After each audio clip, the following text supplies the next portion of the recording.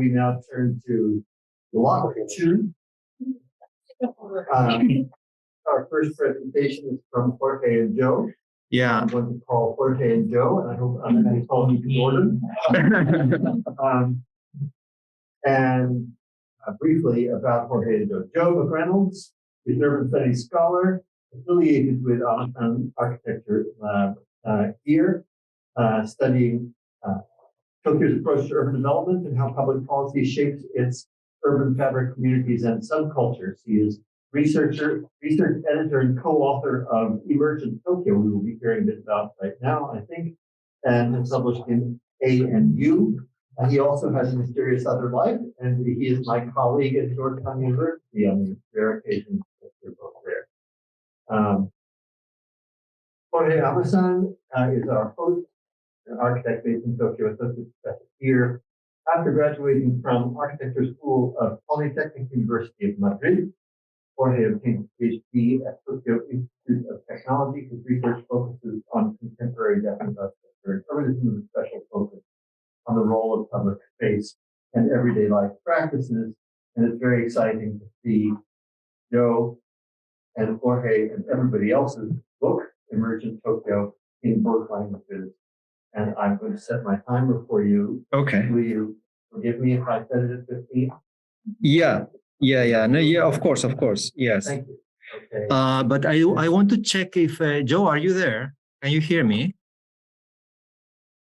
I don't know if she's in New York or California.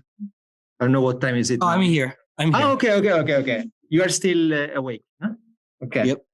Okay, so I'm going to start, as we said before, general issues, and then you go for your more detailed part, okay? Okay, so... sounds good. Okay. Yes, I'm presenting today with Joe, and well, we published last year these 2 books. It's basically the same book, but well, the Japanese translation required some adjustments. It's Emergent Tokyo, Designing the Spontaneous City. And I think, well, it was already mentioned, and maybe many of you already know about the book. So maybe I can go relatively fast and maybe leave more time for the discussion. But the idea is that, almost journalists and scholars and almost everyone, when you mention Tokyo, they immediately mention the word chaos, right? Almost any scholar wants to put that word in the somewhere, because it's like almost like the typical image. But this book is a kind of intended to go against that, because although at the beginning in the 80s, chaos theory was in fact about finding spontaneous order, somehow in the meantime, kind of really people started to think like lack of order. And we wanted to show different kinds of order, which might be different from the kind of order that you can find in, let's say, the cities that architects admire, like Barcelona or Paris, etc., through several case studies, which we consider most representative. This is a mapping of the 5 case studies that we are addressing. And we wanted to show also through maps and GIS analysis that they are not exceptions, like some kind of funny sad products appearing randomly, but they are patterns, right? So we are talking about certain patterns and orders. And I'm going to give you just like a few images. In the book, we are talking about Yokocho alleyways, this kind of post-war markets where black marketeers were reallocated. We are talking about what we like to call their verticalized version, which is the Zakkyo buildings. It seems like there is a renewed interest in these kind of buildings because somehow they managed to verticalize public space in a way which is more successful than shopping centers and shopping malls and etc. We're also talking about under-track spaces, especially those like this one, Ameyoko, that we can kind of defend as positive for the city. In most cities, we see that under-track spaces tend to be dark and dangerous and noisy and etc. But in many cases, we managed, or in Tokyo, there managed to be quite the opposite, quite like magnets in that kind of sue or the kind of connect several parts along their way. And we were trying to, well, this is another case, the Ankyo streets. Ankyo means covered rivers. Talking with a Japanese the other day, she told me that Ankyo is not such a common word in Japanese, like only like maybe 5% of Japanese know this word. I didn't know that.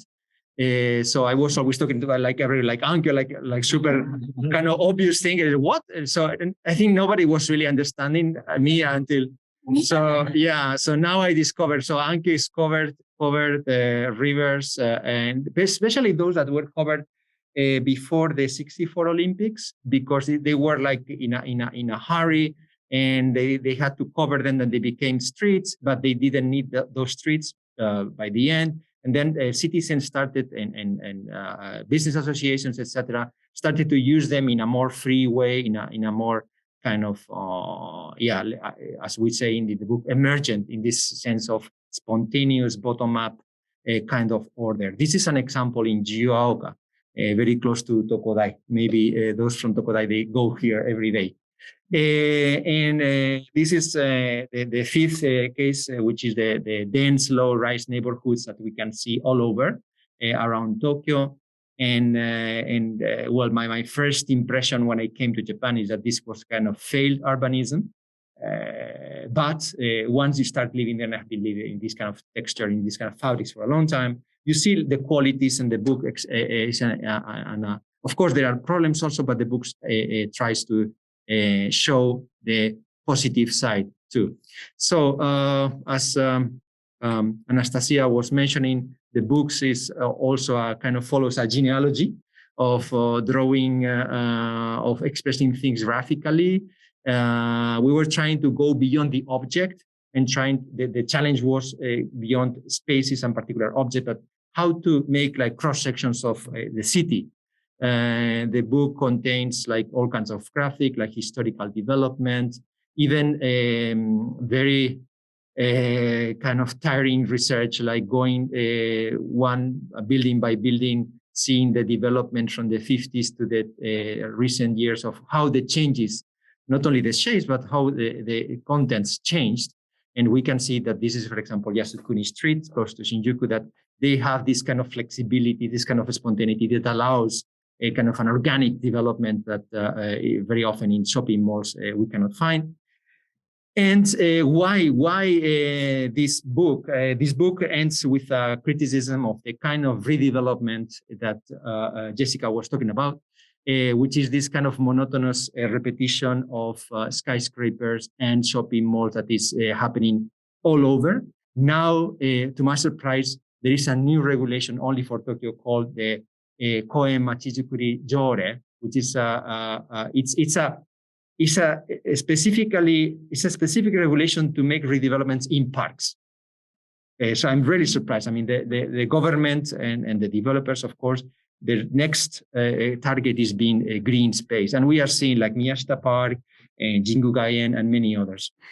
So I wanted the book to finish with this message that there are qualities that Tokyo doesn't need to be completely destroyed. Of course, maybe some office buildings are necessary, but there are also qualities.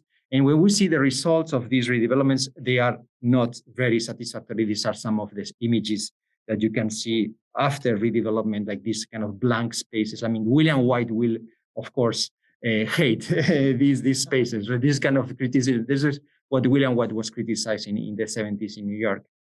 So to summarize, what kind of principles can we find? We see that despite developers think that is not good for the city, we think that numerous owners and operators seem to have a positive impact, that economies of agglomeration, many small businesses also have that positive impact, that the small scale, which is often mentioned as a problem of Tokyo, allows local communities to kind of be engaged in their spaces, that buildings tend to be permeable within closed boundaries, that certain patterns, this is a summary of the whole principles, work like networks rather than centralized kind of patterns.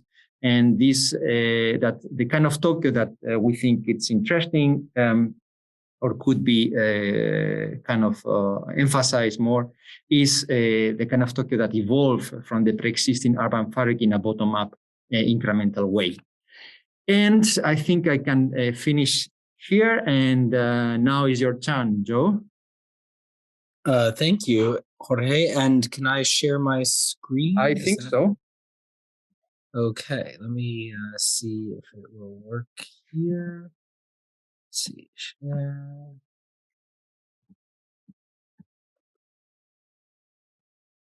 Okay. So I'm going in just a slightly different direction than Jorge, but from the same base of research and material. I was very focused on the power of micro spaces in Tokyo and the role that the central role that they play in my experience in making Tokyo this dynamic and place full of emergent communities, and what role they could play in other cities around the world. And so when I've focused on a few different types of micro spaces. You have obviously the Yokocho alleyways up top there, but and then Zakyo buildings in the lower left corner. But in the lower right corner, that's Heio Jutaku, multi-use residences, or where on the ground floor of the residence you could have a bar, restaurant, boutique, workshop, quite a few things allowed in the dense low-rise neighborhoods that Jorge and I were talking about in the book. And a lot of this, those are especially driven by Japanese zoning, which is hierarchical rather than exclusive, meaning that zoning is categorized by different levels of nuisance, and in Japan, as long as you're anywhere below whatever the threshold nuisance is for an area, that's what you're able to do all those things. Whereas in America, it's often only a very narrow range of things allowed in any given space. But the most important part here for Japanese zoning is this category 1, the most residential zoning in Japan, where even in a fully residentially zoned neighborhood, these buildings can also be used as small shops or offices, and so there isn't a truly fully residential zoning as there is in the United States, which allows the style of mixed residential commercial neighborhoods that you find in many places in Tokyo.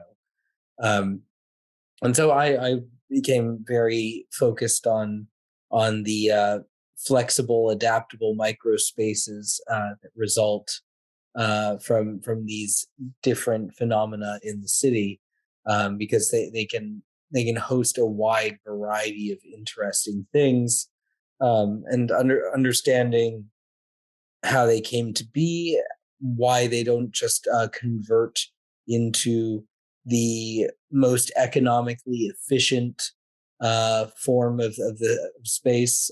For example, why do they not become a chain store, or in the Tokyo context, why do they not become paid parking?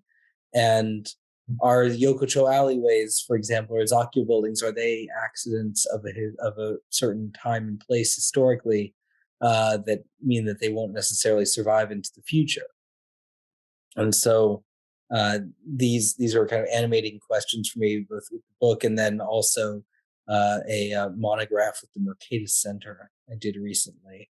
I believe that microspaces are particularly important because they allow for many types of small businesses that add character and vitality to a community.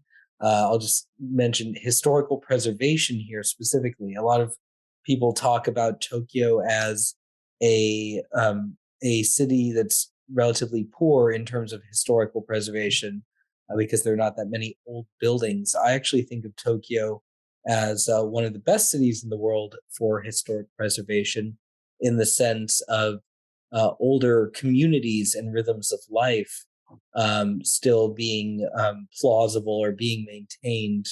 For example, I'm talking to you from New York right now, where it's 4 a.m. here, and if I want to go and experience, sort of 1960s, 70s gritty, fun New York City, almost none of it exists anymore. And what does exist is kind of just a commemorative tourist trap, essentially. Whereas in Tokyo, if I want to experience, Showa era Tokyo, thousands of those businesses are still there. The economics and spatial relationships of micro spaces have enabled them to continue largely the same for decades. And of course, plenty have died off, but just an incredible number remain. And so, thinking about historic preservation in terms of communities and businesses and ways of life rather than buildings, the kind of organic historical preservation enabled by microspaces is really impressive to me.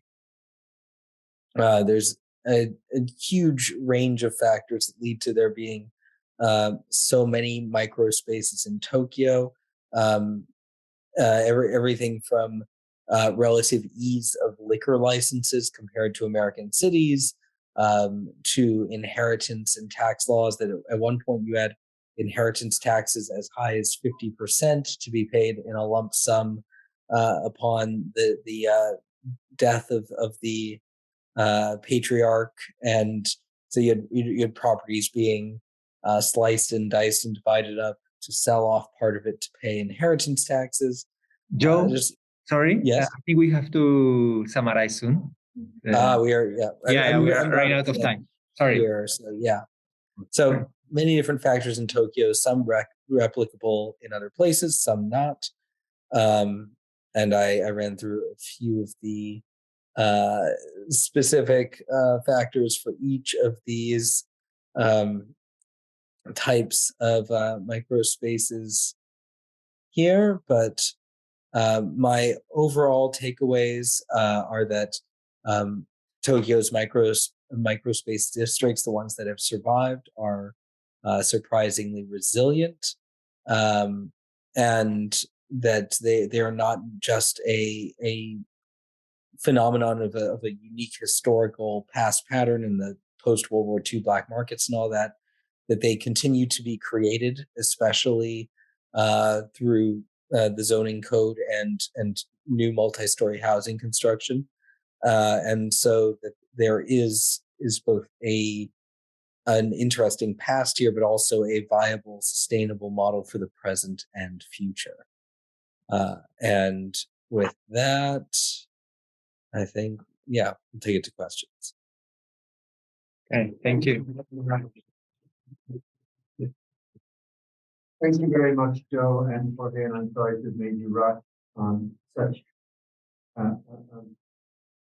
imaginative and useful presentation. But we'll have an opportunity to return to some of these themes after hearing from James. Let me introduce James Jordan. Is that okay? Yeah. Okay. Professor of Sociology and Global Studies at Sophia University here. His research focuses on contact zones of global cities, including ethnographic studies of sexuality, nightlife, patriot communities, and urban food cultures, among many publications. The Global Japanese Restaurant, International Migrants in China's Global City, the New Shanghai Lantern, Shanghai Nightscape, Globalization, and Asian Cuisine. James completed his PhD in sociology at the University of Chicago a little while ago. You did here. I said Sophia here. but forgive me. Here in Tokyo, some of us are. Forgive me if I misrepresented you, James. I'm now going to brutally give you 15 minutes and no more.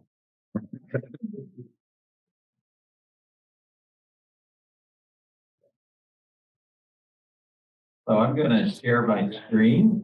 Should I also unmute? No, it's okay. Okay, good. So I introduced myself earlier as a urban sociologist. I'll take this off. But I'm also really looking at this from the point of view of food studies, which is a field that I guess no one talked about, but I think food is really important to urban space. So I'm actually coming at this from the question that in food studies has become really interesting of sustainability. Food studies people are very interested in environmental sustainability. And recently I've been working with a group of people to think about the social dimensions of sustainability. So this idea of social sustainability and how it relates to food.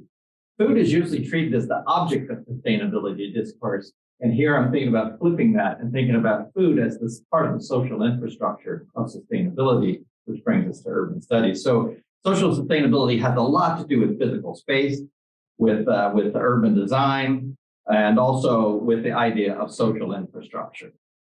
So the questions that I'm keen to get at are really not only how do we sustain foodways, which is really what food studies people talk about all the time. How do we keep our food, but rather how do foodways sustain us? And that is about how foodways sustain all the things that we're talking about here, which is really about how the foodways are part of urban space and how that sustains social life. So what is at stake are political, social, and economic infrastructure of neighborhood foodways, and actually really also urban placemaking. So how do commercial neighborhood foodways sustain individuals, communities, and diverse forms of social relations? So this is based on an urban project called Nishiogiology, which I have talked about every time I do a presentation lately. It's all I have to talk about. So if you've seen another presentation, you've seen it. It is actually, we recently got an award from the Japanese Ministry of Cultural Affairs as an exemplar of utilizing knowledge of Japanese food culture. So we're going to get an award. Part of this is really about taking, and this was the goal of this, is to take sort of academic discourse out of book projects and stuff and put it out for public use so that people can be locally involved. And I think we've gotten a lot of notice from the neighborhood, actually. That was really, and then we get feedback from people. So it is really an ethnographic project in which we interview people. It's very much interview based. And we do case studies of micro businesses, mostly in micro spaces. So this matches really very closely with what Jorge and Joe are doing. And it's about all the types of macro space. In fact, all the micro spaces that are in your book, I think I've interviewed businesses in those different types of micro spaces. So it's in Suginami Ward, which is in the very western part of Tokyo, and it's a place that urbanized late. It's a region that really urbanized after the First World War, especially after the Kanto earthquake. I'll talk a good bit about this place called Yanagi-Koji, which is also in your book. It isn't really the only focus of this project, though. It's really one of the focuses. So it's really about this is one of the sort of micro spaces. And so the first thing I would like to say is that these types of spaces are mostly now occupied by food and beverage businesses. I really liked the graph you showed, the one that you said was boring, which really showed very clearly the shift from non-food and beverage businesses to basically food and beverage businesses. And that's true of the urban space in general, and also of the shotengai. And so one of the changes we're seeing is the transformation of these areas from being heavily retail-based to almost entirely spaces of eating and drinking. So eating and drinking businesses now have an enormous role and actually burden of supporting the social infrastructure of a neighborhood now, because the tatami shops, the other types of shops are disappearing. And so I've interviewed people in the Shotengai Association to talk about this problem, because food and beverage businesses don't have time to do things like Shotengai. They don't have, whereas, if you had a 9-to-5 business, you could have evening meetings. Food and beverage people lack that. So, but they are now really driving this, and they're also supporting then this type of built environment that facilitates social interaction. So it is about food. This is one of the examples from Yanagi-koji, the yokucho that you were just talking about. This is these guys actually migrated there over 50 years ago. This is a multi-generational migrant business. It's a third generation migrant business, which was unusual in two ways. I mean, first of all, it's a migrant business that predates the Second World War. Secondly, it's a multi-generational small eatery. Most people drop out of this and do other things. It's very hard to sustain these eateries. So aging is a real big problem for these this world I'm talking about. It survives on very old-fashioned food, motsu, but a Taiwanese style of motsu, and also tonto food, this kind of pig knuckle or zhuzhao Chinese that the Taiwanese eat. This is another migrant example. This is a woman who migrated from Jeju, married a Japanese man. A very common pattern of entrepreneurship is marriage to a Japanese person and then sort of a couple running a business. Quite hard to run a business completely on your own as a migrant. I'm oversampling on migrants here to make a point. This is part of the public ethnography that I'm doing, is to try to persuade everyone in Nishiogi that migrants exist. Because there is a lot of interest in preserving Tokyo's urban spaces. And there's almost no acknowledgement that migrants are part of the people who are preserving spaces and actually keeping these businesses alive.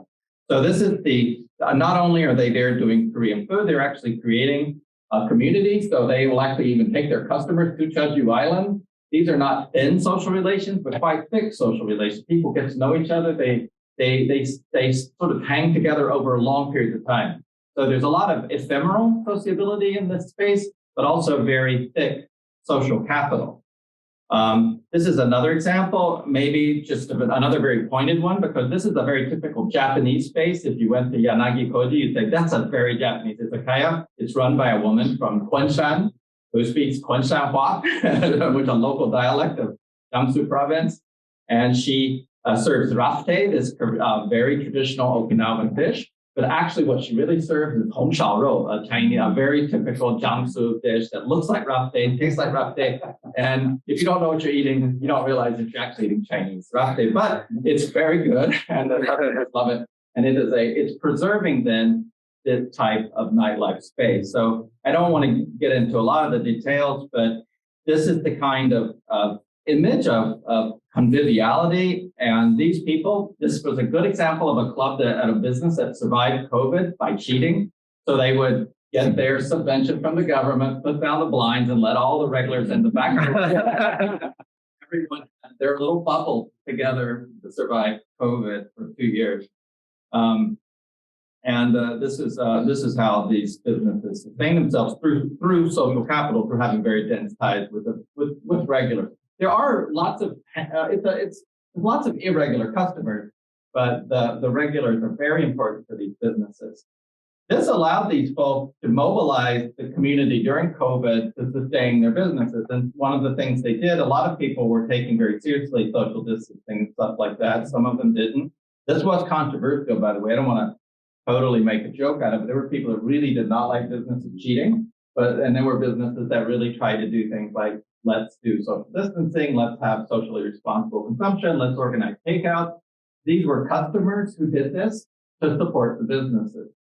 So the network created through Jodenkaku would get together to create like this kind of poster, and then they would actually support the businesses to do things like takeout, because many of the businesses had no media presence at all. They had no social media. They didn't even have a Facebook account.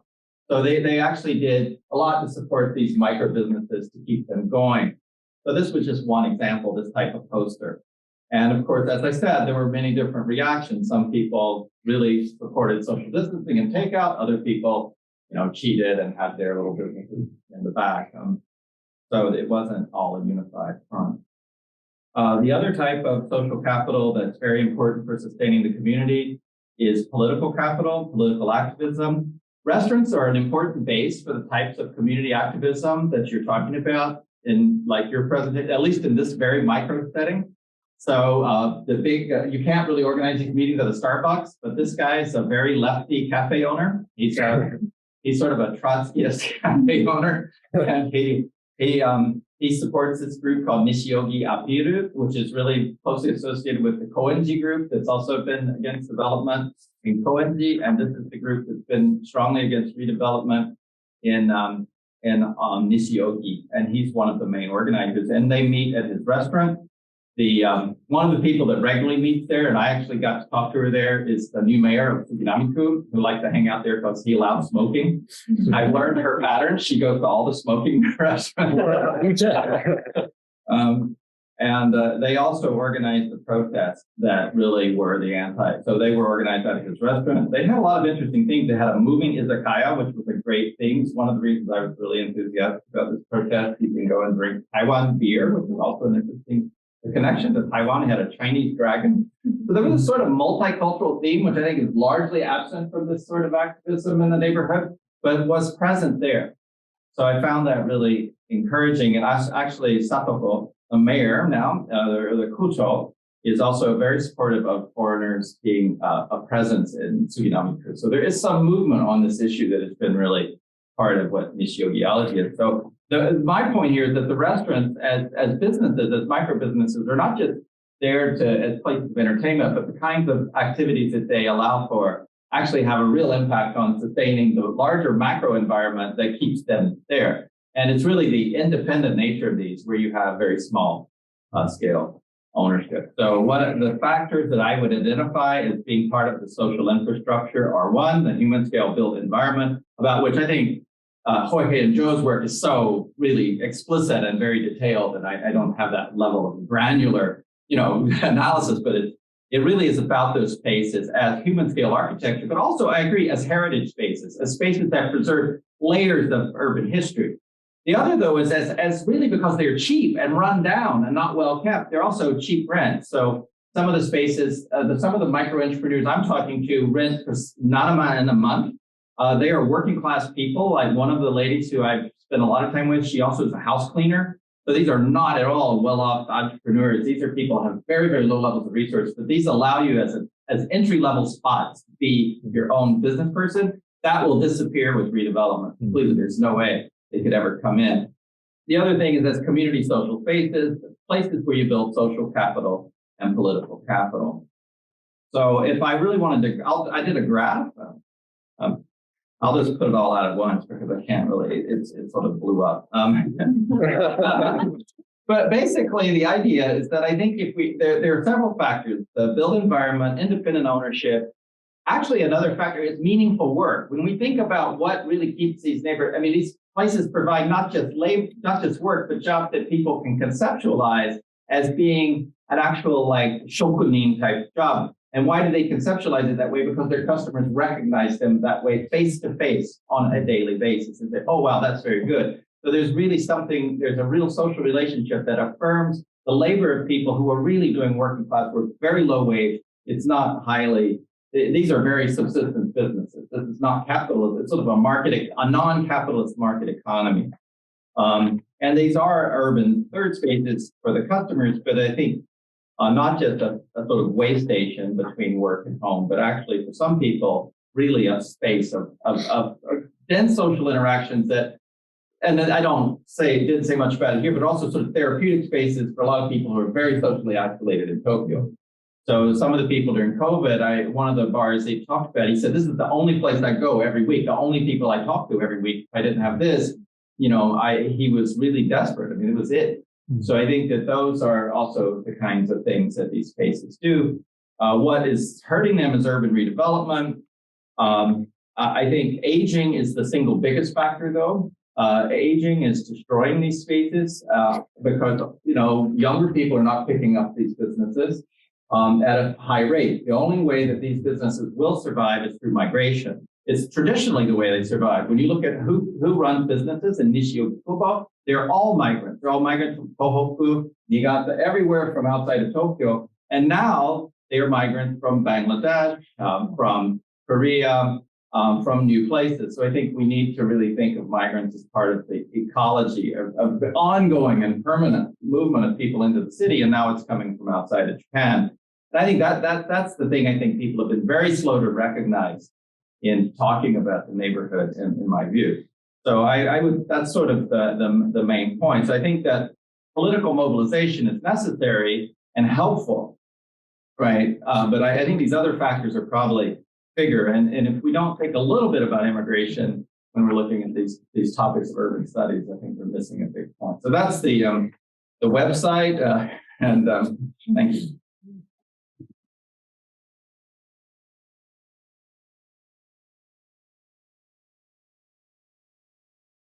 Thank you very much, Steve. I think we turn directly to discussion.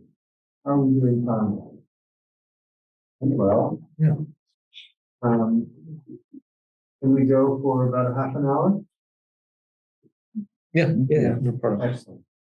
All right.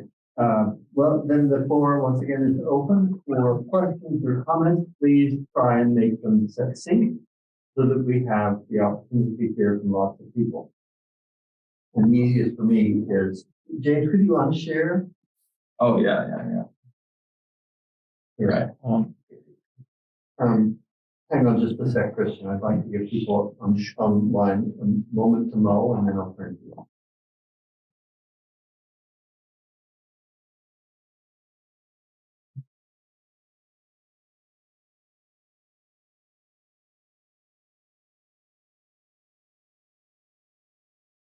Christian, would you like to get us started?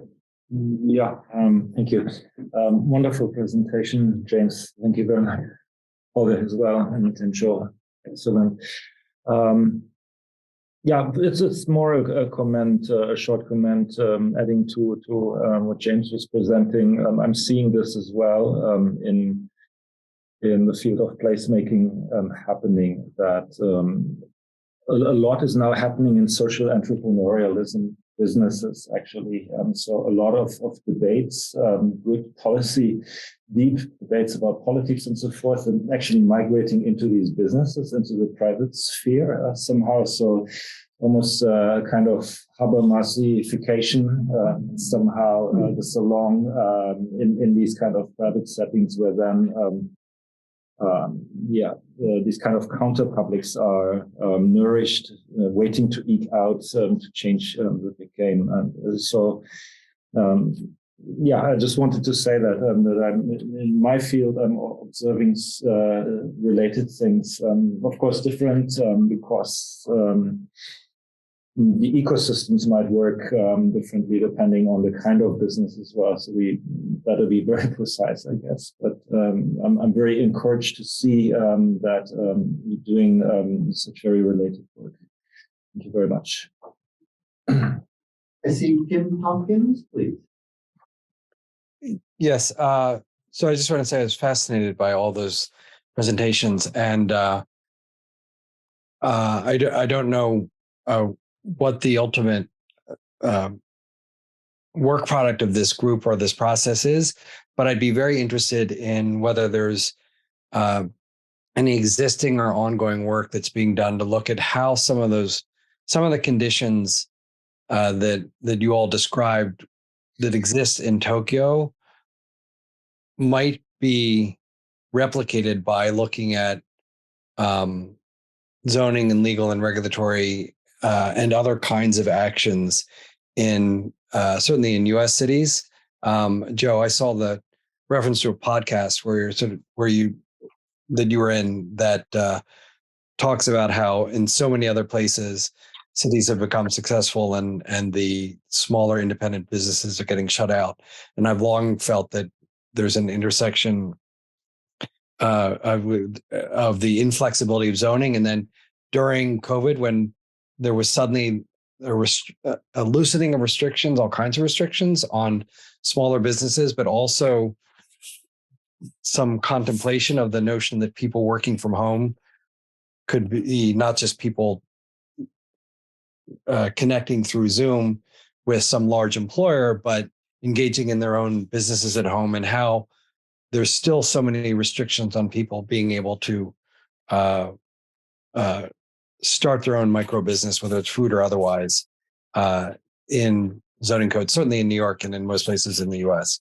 So I'm just curious if there's work that's been done that you guys like, or whether that's something you'd be interested in digging more deeply into with respect to how to preserve and protect micro businesses and micro spaces or unusual spaces.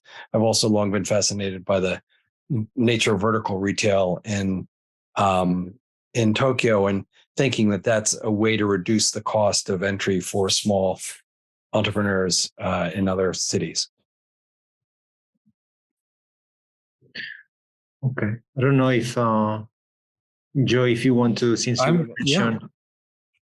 So, Tim, that's actually exactly something I've been looking at recently.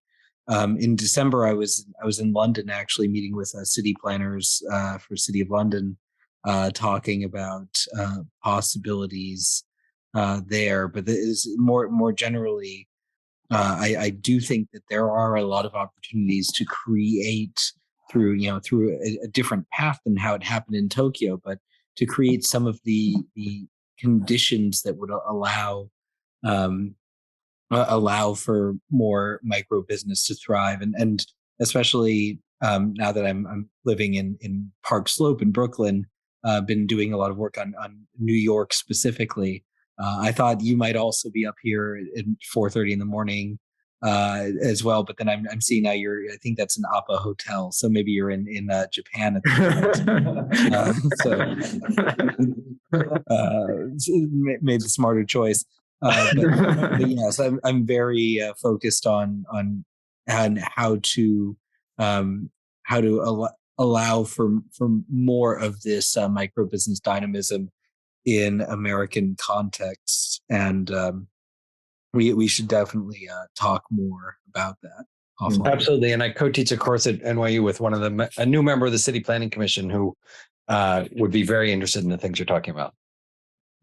Great. Maybe I can add that the book kind of tries to give also like details about the regulations, specific regulations for each case. To which extent those regulations are exportable, that's another question, but the book contains specifics. We wanted to go away from the typical discourse that treats Tokyo as a kind of oriental mystery.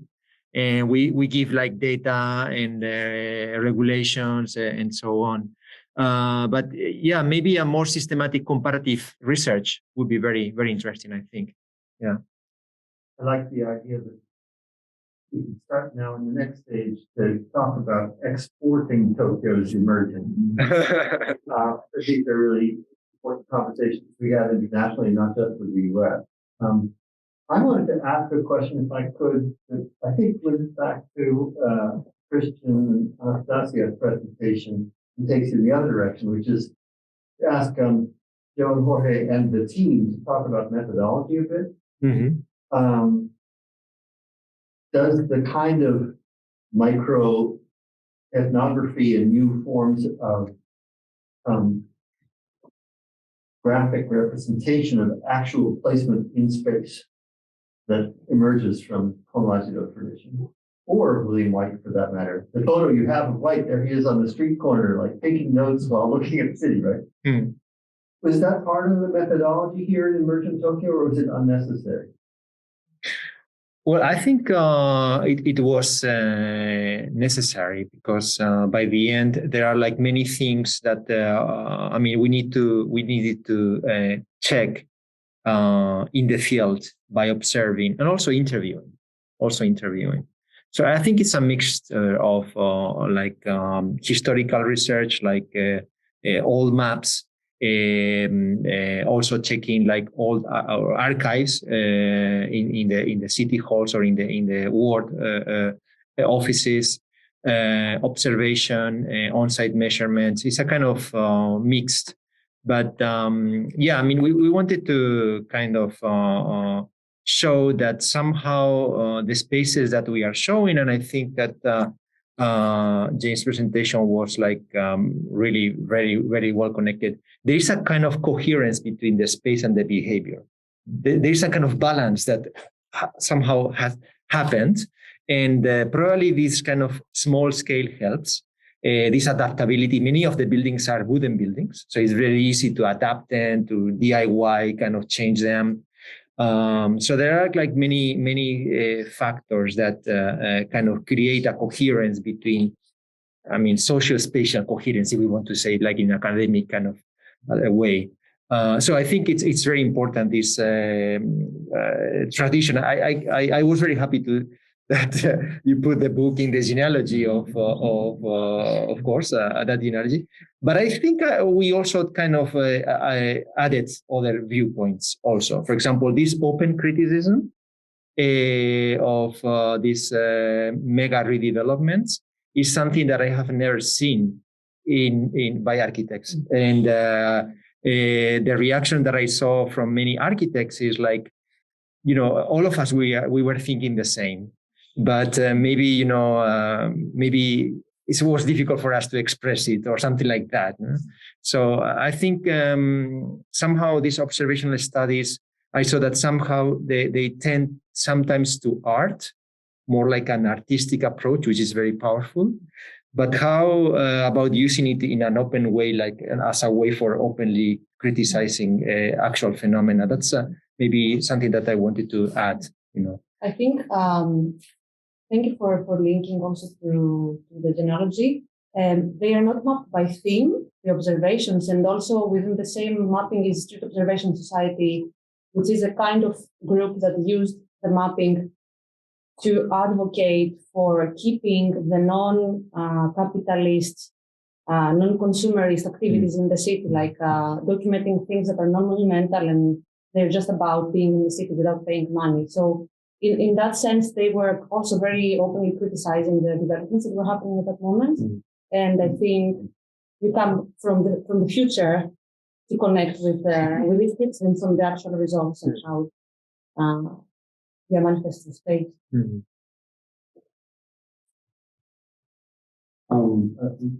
Going off of James' presentation, there's some interesting things that Jessica and James covered.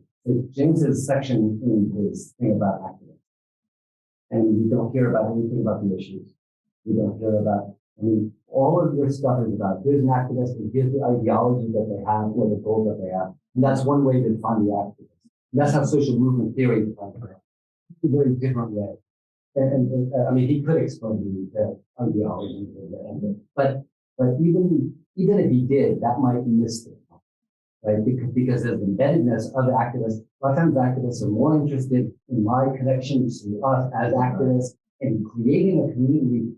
It's not that they don't care about this, the cause, but there's another part of it that oftentimes is the difference between sustainability and non-sustainability and embeddedness and investment.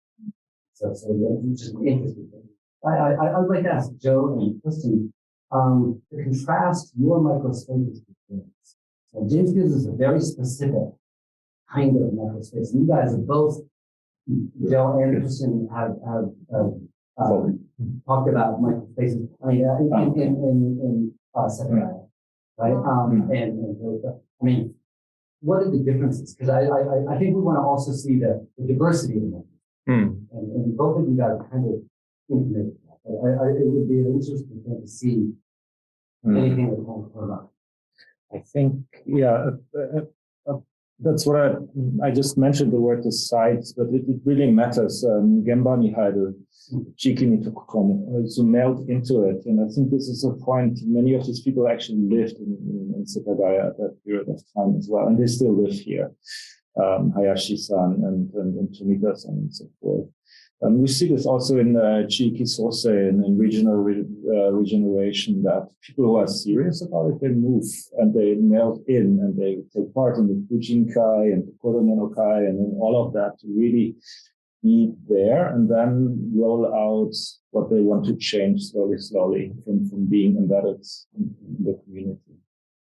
So, yeah. Your people are not trying, they don't have any agenda. We're talking to different people. I think the people that he talked to would go out and meet at these. So that some of these restaurants host and those sorts of folks, and there's a real connection between the civil society, intellectual activist type, and the restaurant owners, and a few people overlap. A lot of the restaurant owners will say, look, we don't have time for that stuff. So when you're the people out on the street only included a very small number of the actual owners of the businesses. But all the owners of the businesses had a stake in it, and were, and then some of the really conservative owners actually put up a poster supporting the demonstrations, which this guy I was photo with, he said this was a radical step. This was like really amazing that these conservative yakitori guys, who more or less kind of a gangster type, you would think it'd be totally right wing, but put up a poster in favor of Satoko, the new domain. And so this is a really big deal that you have that kind of mobilization. But it takes networks that are, so there's the business owner network, there's the activist network, and there's a connection between them. And they're all, these are all deeply embedded. So this guy moved to the neighborhood 20 years ago, the guy is organizing protests. And that's how, and he's now the Shotenkai Kaicho, which is amazing. So that's a very conservative thing. But they said he said they didn't have a choice because he was the only person left. Everybody was old. And so they elected this radical organizer who really sees himself as a radical. He said he started protesting before he could figure out what to protest about.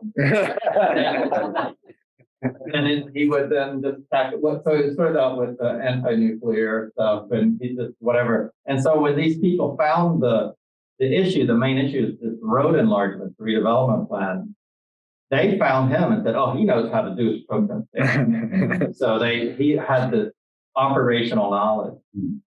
So there is that embeddedness in the neighborhood.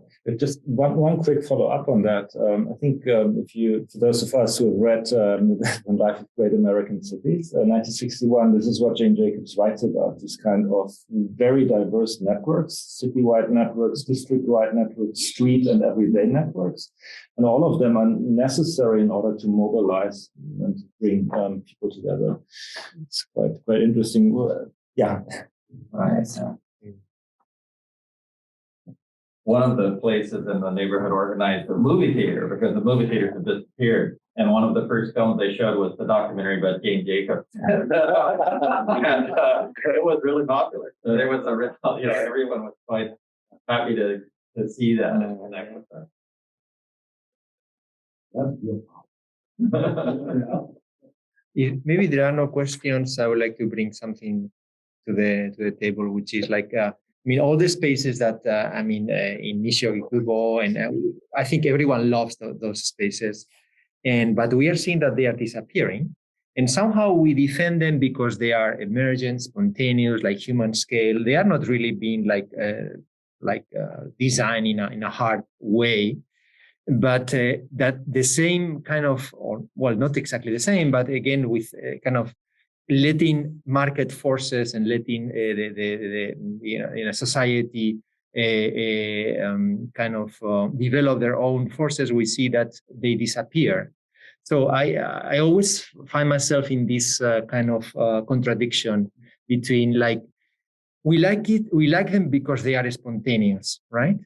But at the same time, if we leave market forces act freely, probably they will disappear now in the current situation because they also kind of emerge from market forces in a small scale. So I think this is kind of a kind of very difficult situation.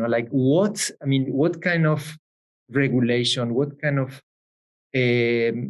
policy can we introduce in order to keep them, but at the same without freezing them as a kind of open air museum, right? Like Nishio, I imagine Golden Guy could become very soon that kind of, and that's why I like Yanagi-Koji, because I think it's really alive. But Golden Guy is slowly becoming open air museum. So I think that's really maybe that's the key issue now, right? And maybe that's why probably Tim was asking this question about policy, because by the end, what kind of policies can keep both the liveliness and emergence, and at the same time, the small scale, the social links, etc. I know this is a huge question, but it's or make it a little bit bigger to maybe non-policy. We kind of imagine that policy will fix it, which is a very top-down sort of thing. I mean, I wonder if wonder what of the things that we can think of that are non-policy interventions that could also lead to sustainability or violence. I don't have any ideas. Yeah. To add to that, I think this is where we might need interdisciplinarity. For example, when I was hearing about Joe's comment on a lot of businesses that they have this show like essence to them, and they have persisted. The question came up to me: do we know how that has been possible? Like, what are the structures that have been able to make this ongoingness go on? And could that be a point of friction with policy making? And maybe those things are food, cultures of food that are being kept alive. And I think, to me now, I feel the worth of this conversation would help us imagine what could be the next part of research and how different practitioners can come together to answer that. Yeah. Yeah, I think it's it's always this kind of difficulty between or contrast between hardware and software, right? So I think the software in this case is food, but the hardware is these microspaces somehow. I think both are necessary. So when everyone is convinced, or many people are convinced in Tokyo, that a shopping mall is much better than a shotengai, like a shopping promenade, it's very difficult to keep these spaces, right? So it's in order to intervene from a non-policy viewpoint, like really like changing the culture. I don't know if we are going to be on time. Like probably when we manage to change the culture, probably there will be like just few relics in Tokyo. So I don't know if there is. For me, maybe this is architectural viewpoint, but the hardware, the scale of the spaces is what is really disappearing through the redevelopments. And Nishiogi Kubo, I think it's really in danger, particularly Yanagi Koji, because it belongs to one single real estate agency. So if that single person decides, okay, I'm going to sell, that whole culture will disappear. So it's kind of, it's a difficult question, but very important thing, I think. Yeah, I think that, So I think it's very much in danger. And that that there's nothing that I think I wouldn't be overly optimistic about, how long this can survive. I will say though that the one non-policy intervention is actually this sort of grassroots politics that people seem to feel has an impact on various redevelopment schemes, because a lot of corporations don't want the activism. So they even said so there was one concrete example someone told me about. This was a redevelopment scheme that impacted Yanagi Koji, and it was going to be a very large. And they said the developer backed out because this movement emerged and people didn't want to be and seeing this sort of this blowback. So I'm sure that that may not be enough to stop some types of redevelopment. Also, the local mayor, the Kucho, does not want to see the street widen. The city government, the municipality, the Tokyo Toll still does, but it slows things down. So I think it's a question of the speed of change too. So ultimately, I'm not so sure Yanagi Koji will survive, but there may be a much longer window because of some of these movements. Yeah. And there's a lot of economic difficulties of these small businesses too. That's another thing. I mean, some of them are very, barely holding on. So one of my friends just quit. He said, I'm not making enough money. They just felt this is not. So it's, I think, it's a sort of precarious work. I do believe that sometimes there's a connection though between the governance. So that, in some ways, I think there's one company that owns it is sort of starving the businesses out. Oh, maybe. Okay. I think Joe wanted to. Joe. Yeah. So on that point, I just wanted to mention two things. One is that one of the reasons that I focus so much on the microspaces created by zoning policy for housing and what you're legally allowed to do by right with the bottom floor of a row house, is that's one of the most continuously sort of resupplied stock of microspaces in a city is if people can do that by right with a house that they own, every 2-story row house is a potential micro space.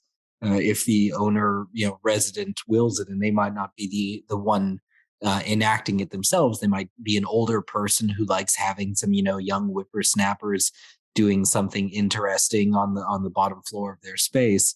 And so, whether or not we build more Izakyo buildings, whether or not the Shotengai die off, as long as 2-story row houses continue to exist and continue to be built, that's a major area of focus. The other is Yanagi Koji highlights, especially, is the importance of how not all landlords are created equal, and that different types of landlord relationships will often produce a very different sort of space types or profusions of micro spaces. And some of my research here in New York has just been talking to niche or idiosyncratic small businesses and asking them what their relationship is with their landlord.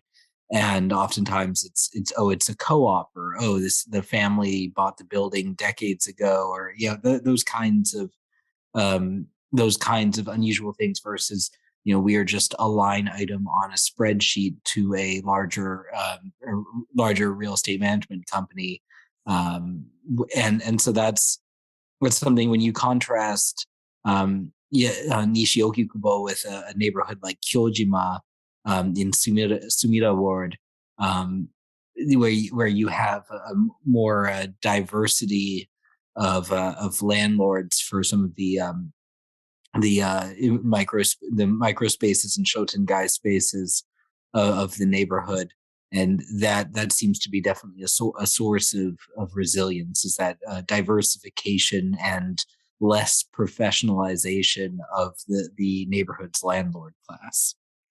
I think this is really interesting that our conversation has come around through, food and local activism and planning regulation and architectural reform, and then it lands in a certain way on real estate. That's really significant, because it's the invisible substrate to all of this, right? Inescapably, because we are in a capitalist economy, and those rights in land, believe me, they're pretty absolute here too. But every landlord is different to some extent. And maybe if we could think about making that component visible in each of these cases more, and that might even include activism, like, what happens when you walk into that landlord's office and you feel, is that landlord, somebody who can be negotiated with, who can be shown the light of, what a positive thing he or she has right there, right now. Those kinds of questions. I mean, it isn't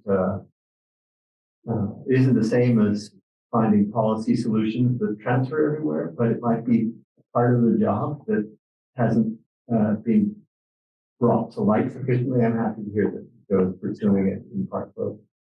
Well, and also, are there ways to create landlords who aren't seeking the highest and best use through land trusts or NGOs that own properties that are conveyed to them, that can be, there's a model for incubation space in the government overseas, and often very ineffectively for, tech startups and things like that. Why not apply some of those same kinds of tools for I think that's small. I think Tokyo really probably is behind. I'm guessing, and I'd love to hear that I'm wrong.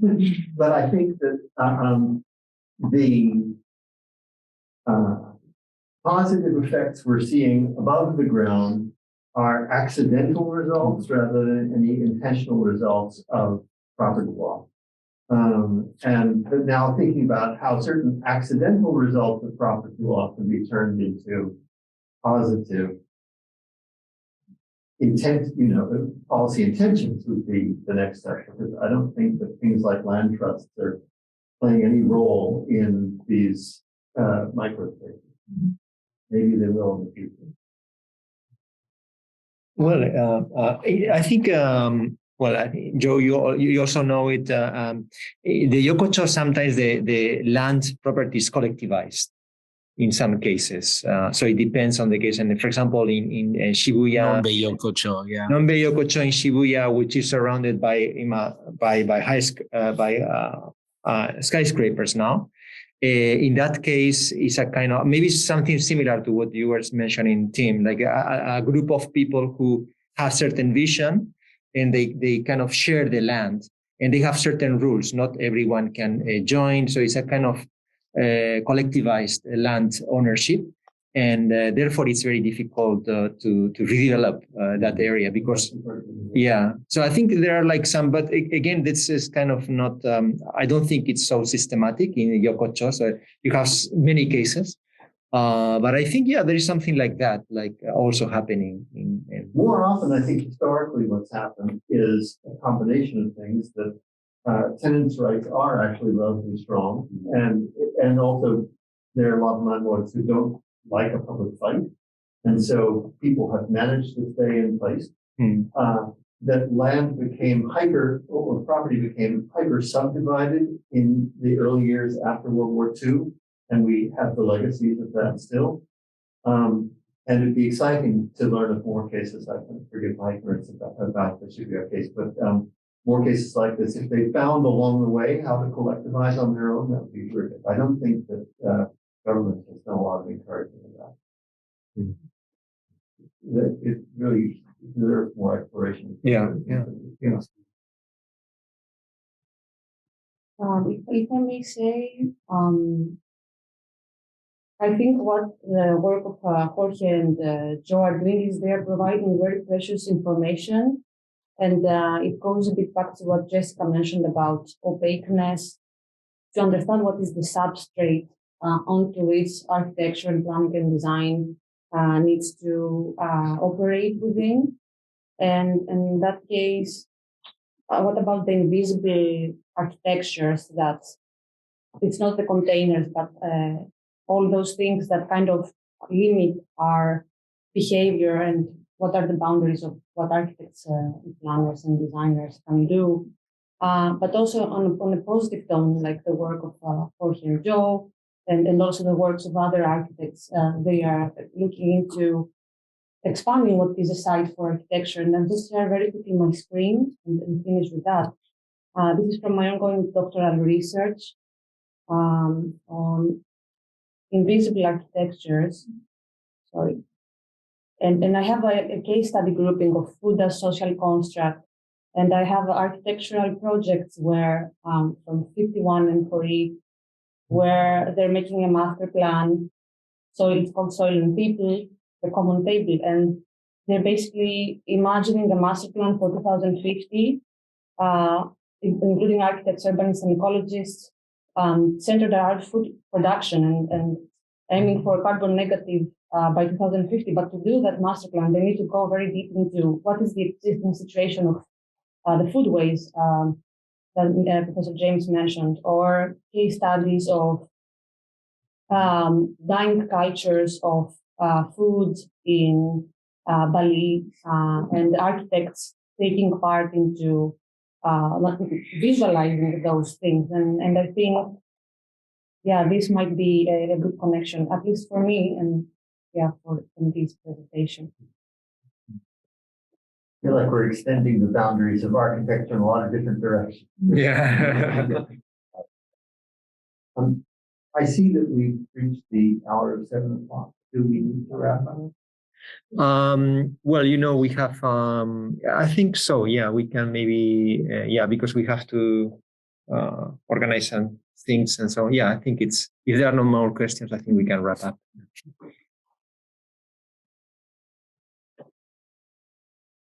Yes. Thank you all. Tremendous. Thank you, online participants as well. And I look forward to hearing that we're going to be gathering again sometime. Yeah, we will be continue organizing these meetings. I think there were lots of interest, And yeah, so let's. I think now everyone. Jessica, you have everyone's email address, so we will send in your information if you are interested to participate. Please join us again. And we'll be looking for presenters. Exactly. We have a couple of people already waiting in the wing. Yes. Right. Thank you. Okay. Excellent. Okay. Thank you, hosts. Thank you, presenters.